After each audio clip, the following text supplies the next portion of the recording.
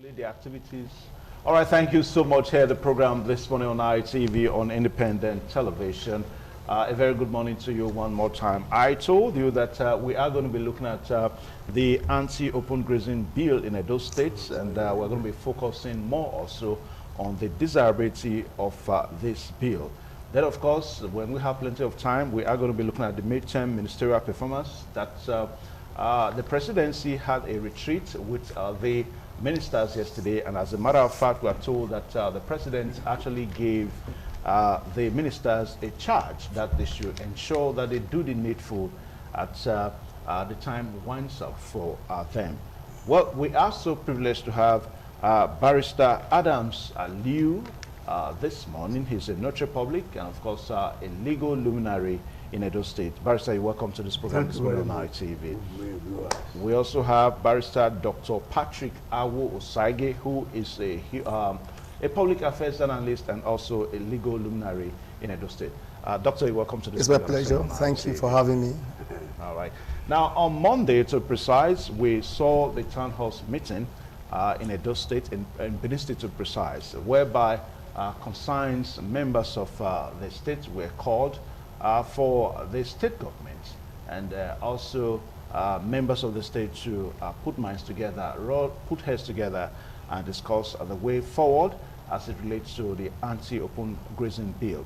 Recall that some time ago, the 17 southern governors of the state came together and they gave a charge to member states that before the end of September this year, that the anti-open grazing bill would have been passed in member states. But as it stands now, we have just about 7 more states to go, of which Edo State is one of the states. But the position of the state governor shows that he's very interested in the interest of the people. Because if you take a pulse, if you had to do an opinion, around the states, you'll see that a lot of people actually want this anti-open grazing bill to be passed. Just that some persons are still trying to find a way to explain it. But again, some persons are beginning to look at the desirability of this the bill. Some persons say that we really not need to pass the anti-open grazing bill. What we need to know first is to look at how the problem started. Talking about the issues concerning the Fulani herdsmen and the farmers. From the north to the south, all across the country is one same story. Now, Barrister Adams Aliu, what is your immediate take on the ongoing issues concerning the anti-open grazing bill in Edo State? Well, the anti-open grazing bill that is being looked into by our accredited representatives, what I mean by that, the legislature, the executive, we have elected them to be our watchword and barometer. For instance, the certain governors, they are for the anti-open grazing bill because the resultant effects of this grazing herdsmen, menace, dovetailing to kidnapping, raping, etc. It has been a menace. Nobody has ever been prosecuted to serve as a deterrent to others. So this is why governors in certain part of Nigeria want this anti-open grazing bill passed. But conversely, our brothers in the northern part of the country, they don't see it like that. They don't want it. But we know that salus populi, suprema lex, the welfare of the people is the supreme law.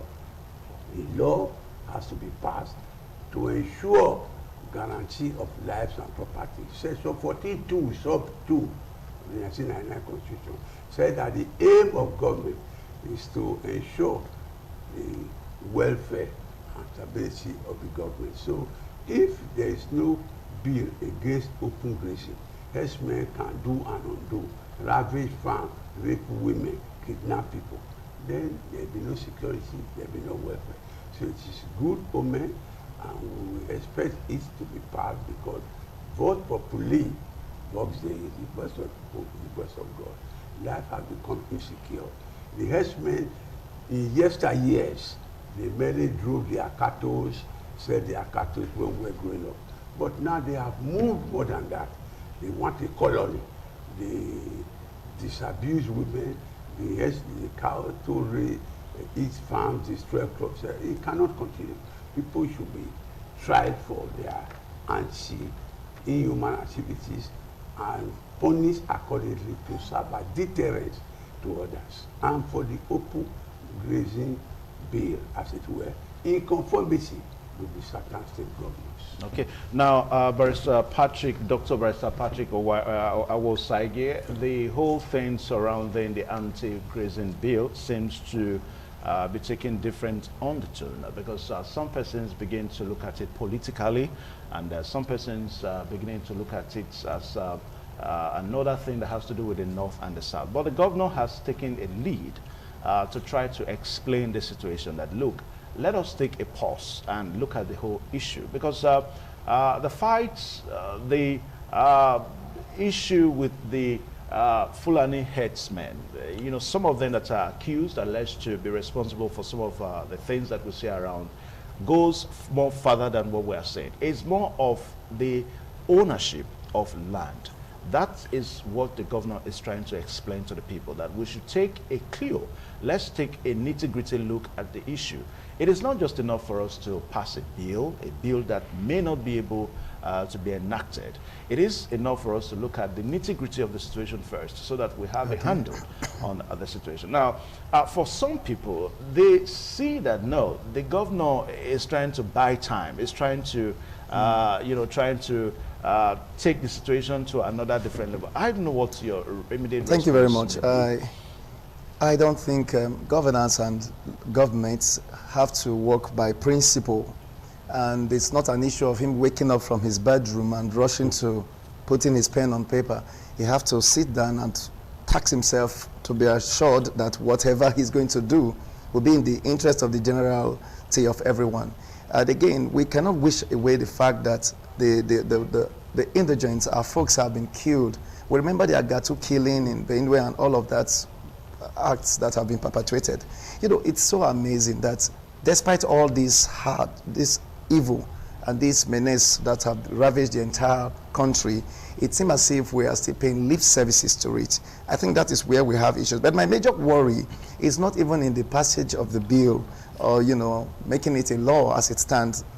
Very senior and father here had spoken quite, which I expected him to go somewhere. He didn't go there, and that's where I want to go. We're talking about nobody having apprehended, nobody having arrested, and nobody having prosecuted in any competent courts of ours. Now, is it that these persons have not, we know there are clear indications of people being raped, killed, maimed, and all of that.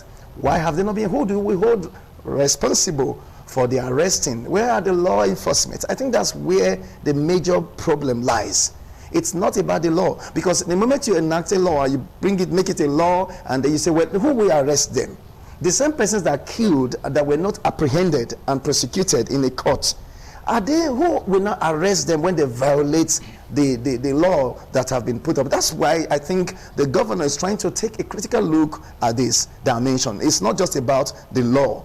The law could be there. We have several laws in this country that, you know, to a great extent, it's not being attended to. You see people walk away with all evil they have perpetrated, like he just established. Now, where we should call on the law enforcement agents. They should wake up to their responsibility. This is Nigeria. We are not an issue. I'm not a party to the North-South saga. I don't belong to that, you know, talk. I belong to Nigeria. And if Nigeria is Nigeria, Nigeria should be for all of us, in as much as we know. We talked about, we are trying to make it look like they can't come this way. No, there are rules. I can decide to relocate to Kano or Borno. It's my business. I still travel at anytime, because people feel maybe I'm scared or whatever. I traveled by bus to Lagos the other day. I got to Lagos 3 a.m. So that's a risk. I have to do it because I have important activities to attend to. When you could be in your house and they will break into your house and burn down your house. So I don't believe in that kind of narrative. I honestly believe that we should work as a team and allow the rule of law to have its toll on everyone. We shouldn't begin to make it look like, you know, some persons are above board because President Muhammadu Buhari is a Fulani and all of that. I don't think so. They should make this law enforcement work. And if they can't work now, I honestly tell you the truth, there is no law that you will pass that will be enforced. because the governor Obaseki will not go out there to enforce it. My learned father here will not go on the streets and enforce it. We still have to go back to the law enforcement agents. We need to charge them up. They need to be reorientated. They need to be made to do the right thing, because the bulk of this work lies in their hand. Okay. Now, Barrister Adams, I know you want to react to some of the issues that he talked about. Can we have your reaction? Yes, the old father Lord Denny told us that you cannot build something on nothing and expect it to stand. We are yet agitating for the passage of the anti-grazing bill. That one has to be passed first. When it has been enacted into law, it is now functional. Then we will now know. Yeah, but the position of the governor is suggesting that what is the use? How will you now? When a woman is raped, is there no penalties for it? To enforce it. So the law should be passed first. It is made criminal, culpable, maximally culpable. Then anyone who is now caught committing it thereafter will be subjected to trial. And trial, the law will take its course. Meanwhile, it is presumptive. We are being prejudicial, anticipatory, that nobody has been arrested before now. Even if they are arrested, they will not be jailed. We want it to be written in our statute books that these are the anti-grazing bills. These are what you should do. These are what you should do. Henceforth, once it is passed, green light has been given. No victim will be spared. The law enforcement agent, which my young colleague was talking about here, they will do their work. If they are not, they will do their work. I'm very sure that nobody will go scapegoat. If the court is there, it's free. It depending on your prosecution, the submission of evidence. I'm not sure they will give freely. Now, Barrister Adams Aliu, are you suggesting that the law enforcement agents perhaps need a special bill, a special legislation, a special law for them to perform their primary responsibility? As it is the now, primary responsibility of ensuring that lives and properties are saved? Is that what you're saying? Before now, there was no law against the open grazing. No, but we're talking about lives and property, yes, because some of the accusations are that we need this special law in these circumstances, the drastic measures to be enacted, put in the statute books. Everybody will be told that henceforth it is this, until grazing is passed. If you commit it, you'll be dealt with. So let's give benefit of that and not to be sentimentally flabby. So the enforcement agents will do their work, I assure you. They will not leave any victim. Once you are accused, there's preponderance of evidence.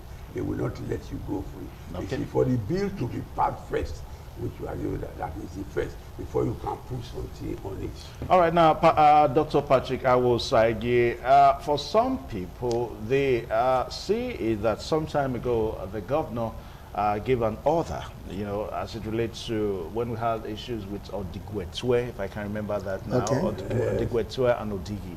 Yes. Remember when it was said that some Fulani men were alleged to be responsible for the wanton destruction of lives, properties, and crops, in these two communities. Yes. And of course, the governor gave an order that from a certain time to another time that these people should not be seen around and all that. Okay. But for some people, they see that perhaps it was just a word, that order was not followed. So for these people, their hues and cries now is that the governor needs to ensure that a bill is passed into law, so that we can actually have a document that we can hold to deal with this set of people. Yes.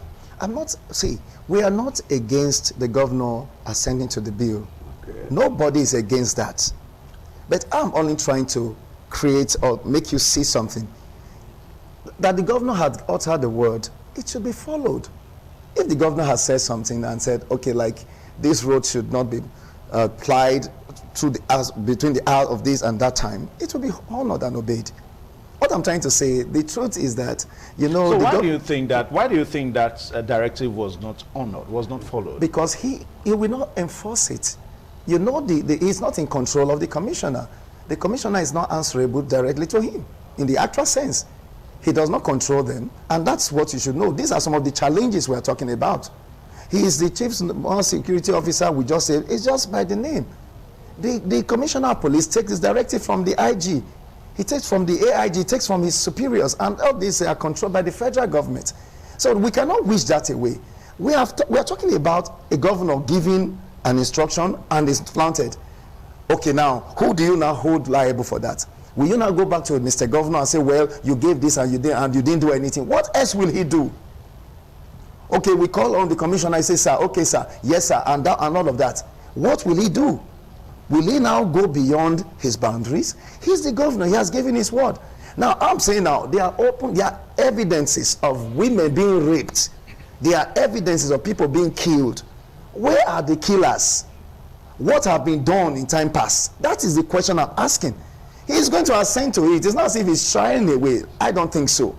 The governor wants, but he's trying to look critically. What is really the problem? If you assent to the bill and then tomorrow you look at what is happening to the VAT and the the FRS and all this back and forth talk, we know the truth. We shy away from it and we go through the legal ways and start dancing around. Why do we do this? That is the situation we have in our country today. So the governor assenting to the bill does not cure the problem. That doesn't cure it. Yes, you say we should have a working document. We've had about rape. Don't we have punishments for rape? Where are those that have raped women in the bush? Where are those that have killed, that have maimed, that have destroyed crops, malicious damage? Is it not there? Is it not domesticated in our laws? What have been done to them? Nothing. That is the question we are asking. So if the governor wakes up tomorrow and says, well, I assent to it, does that change it? Does that solve the problem? I suggest the governor should assent to it. Yes, I support that. I'm not against it. I don't think the governor is. But he's trying to look critically. You know, what is really the issue? We have talked about Ruga. We talked about saying, no, we don't want that. We had the debate some time ago, and we all disagree. We will not give you. You can come if you want to run your business. Cattle rearing is a private business. It's not what federal government should come and start flaunting themselves around. If you want to rear cattle, buy land, and like every other business person, like poultry or whatever farm, you rear your animals there. In civilized climate, that's what they do. So we don't need to be moving on the streets like in the 1920s and all of those things. These are the cattle. Can you imagine the president even saying that, you know, we have to trace the old cattle path? Imagine that when Nigeria have, developed beyond all of that. So these are some of the areas we are looking at. I'm not saying the governor don't sign or don't assent to it. The governor is not saying that. He said, let me study carefully. Or let us study. Or when I say let me, he's not talking of an individual. I definitely have a team. You have a team of lawyers. We have all of them working with him. He's a meticulous person, and I know he's going to do the needful in due course. But we shouldn't hush him. Come on, sign. I don't think that should be done. Okay. He's still the governor, and he has the right to take decisions as at when due and when he feel and deem necessary to do. All right. Now, Barrister Wosage, for some people, it borders on land ownership. Okay. If you go to north, it's actually a fight between the herders and the farmers. I think that's what the governor is also trying to say, that look, this thing goes beyond what we think. Okay. It's all about land ownership. Now, if we know that all this Fulani cattle herdsmen issue really borders on land ownership, yes, it transcends down to the south. If we know that this is the basics of the whole thing, then do you think we still need all this anti-open grazing bill? Is this still desirous? Barrister Adams-Aliyu. Well, the Land Use Act of 1978 placed powers on the ownership of land on the governor. That's right. Before that time, traditional rulers, etc. At that time, Sonny Okosu, of the blessed memory, sang a song that we want to know who owns the land. So, land, so to say, prima facie belongs to the government. So that is why the governor, the chief executive of the state, and by the time it passed through, bill passed through the metamorphosis, first reading, second reading, committee state, he pushed his hand, that is premature, it becomes a law. The menace of the herdsmen have reached a crescendo that delay is dangerous. And for immediate imprimatur and execution of this anti-open grazing bill. Now, Barrister Adams Ali, you seem not to get the question. Okay. The whole thing seems to boil down on land ownership. Okay. Now, there are some sets of the Fulanis that believe that, look, we own this part of the land. Why some say they are farmers. Why some say that, look, we own this set of the land. They are the cattle They rearers. want a colony to be given to them because they own the land. That's, inside other people's land. Yeah. Now, so the question I'm asking is, if we know that the basics of this whole issue boils down to land ownership, if we know that that is the focal point, that's the basis, do we still need to pass an anti-open grazing bill? Because just like what Dr. Barrister Awosagi said, that most of these contents of this anti-open grazing bill, they're already in our laws. We have rape in our law. That is presumption and assumption. Well, I'm not a lawyer. We want this specific anti-open bill to be encapsulated in our law with effect from such and such a time. You come to equity with clean hand. Let us take it from there. To assume and presume that the omnibus provision for life, property, rape will be applicable in this circumstance is just an assumption. Now, are you trying to say that we don't have laws that go against rape in our country, or we don't have laws that go against circumstances differ? The omnibus circumstances in those general laws are not really applicable in this case. That is why people have not been caught, tried, and punished. Once this bill is encapsulated in our law, I assure you, sanity will prevail. But how come we still have pockets of reports in some of the states that they passed the bill into law? We still have pockets of reports that some Fulani cattle herdsmen are still alleged to be responsible for destruction of... Were they prosecuted? No, that's the question. That's not the question. That's beyond reasonable doubts. Legal process is not by divinity or magic. The judge based judgment on what is available, on the evidence put forward before the court by the parties, not assumption, not hearsay. So if the prosecution is not able to prove his case on preponderance of evidence, the accused, for the benefit of that, will go free. So let's see, assume that the law is blind, it's not prejudicial, it's not parochial. I'm sure those who are able to prove their cases of rape, willful destruction of property, if the evidence is there, they'll be dealt with. But this bill will expedite it, and that is why we want. It is better late than never. all right, viewers out there. The program is still this morning on ITV on independent television. And we're taking our lead on our discussion segment this morning with the anti-open grazing bill in Edo State, the desirability in Edo State. And of course, I told you that 17 states in the country, 17 southern states in the country recently met and agreed that by September this year, that all member states would have had a bill to deal with some Fulani cattle herdsmen that are alleged to be responsible for destruction of lives and property. Not just Fulani cattle herdsmen, any person that wants to be do the business of cattle rearing should have a place, a kind of a place for his or herself to rear the cattle. That's what the bill, points to. Now, Barrister Patrick Awosagi, now, when the 17 governors met in Enugu to precise, yes, they said that by September, all member states would have passed the bill into law. Yes. And of course, the governor of Edo State was part of that meeting. Exactly. It's assumed that it was a unanimous agreement.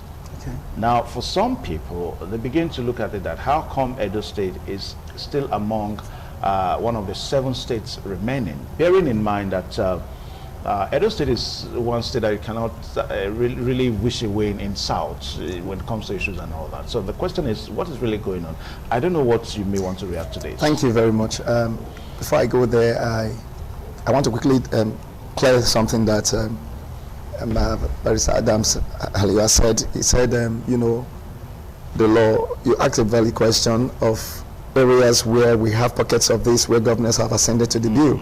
Now, issue of rape is clear there. When you can prove your case, it's there. And okay, now the other skirmishes of acts we hear back and forth, they have not proved their case. So how have that now cured the problems? So we must look at this. I see political dimensions in this. That's the truth. That's the truth. You ask a question of ownership of land. Political dimension? Yes, I'm coming. I know what I'm going to. We have, you ask a valid question again of ownership of land. Who owns the land? That seems to be the major issue. Yes. Now, do you know, you talk about some of these persons in those localities, they have collected monies from these headers, and they have said, we give you XYZ land. The rulers or the emojis and all whatnot, you collect money from them and push these people into the bush. We have not investigated those guys that did that. We have them amongst our people. We just say, oh, they are headers, they just came. Nobody will barge into your house without you inviting them. So we need to prosecute those guys, the emojis and the heads of communities who have sold lands, you know, belonging to community, to them, to graze. And now they come to graze, you say they have come to destroy crops. So these are issues, counterclaims will come on board. Now, back to what you said. 17 governors had a meeting.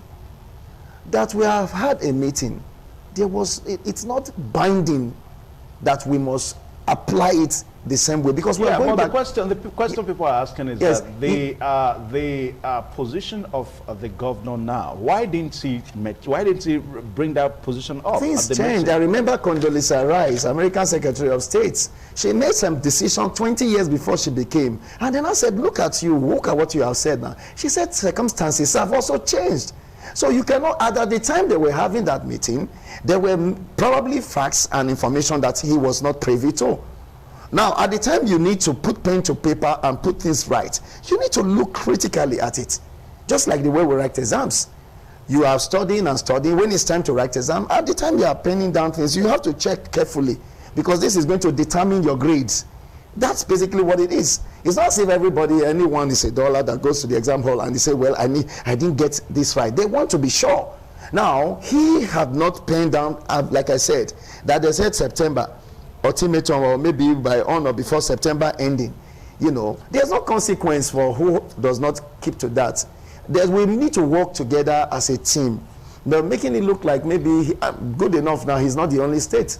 If it's Edo State alone remains, it's just Edo State. There are other 6 states, 7 states out of 17, 10 have signed it, and we still know there are still crises in those states where we have signed and put everything that the law is not there, and they still have these pockets of crisis. So does it not suggest that the others that have not done so should be more critical and should be more analytical and check? Like I mentioned, I'm not saying, like I'm saying, we are not advocating that the governor should not sign. That is not what we are saying here. We support the signing, but I'm also saying that the sign does not cure the problem. That is my point. So you are saying, well, let him just sign first. No, no. You need to allow him take his decision. You can't urge him or you can't force him. It's not like you are compelling the governor to sign. No, he shouldn't be compelled. He's the governor. If you don't trust his judgment, why did you vote him? But I think, just before Saliu reacts, we need to emphasize here that it is not as if the governor has the bill before him now. The House of Assembly is yet to actually put up a bill. Just imagine that. So let us maintain that so that we don't misinform the people. The governor does not even have the bill. Just imagine. We don't have a piece of the legislation with the governor, as if maybe that bill has the money. He's trying to but what the governor is doing is to, what he did was to call a town hall meeting to engage all and sundry. Do we actually, let us understand the situation first. Before we can begin to say that let us put a bill together. I think that's what the governor did on Monday. Barrister Adam Saliu. Yes, we have an elementary principle in law. Pacta sunt servanda. That agreements are to be obeyed. A pact that is signed has to be obeyed. Pacta sunt servanda. It's an underlying principle. So if 70 people congregated, discussed extensively and came out with a communique, it's supposedly binding on all. In a democracy, some will command, others will obey. Majority will have its way minority can have a say. That is the essence of democracy. Demo people, crazy government, government of people. So there was enough time for individuals to contribute in that Southern Conference. So as we said, we are putting the cat now before the horse. If the bill is sent to our House of Assembly, it will undergo the normal metamorphosis of bill process, metamorphosis into law. First reading, second reading, committee stage, before it gets to the governor. It now means that this stage, we assent to it later than the ultimatum that was put. But all the same, it's better late than ever. But a deal is a deal. Factors who surrender what has been agreed upon ought to be obeyed so that we can move forward. We cannot be approbating and reprobating, going forward and backward all the time. The all right. is much. Okay.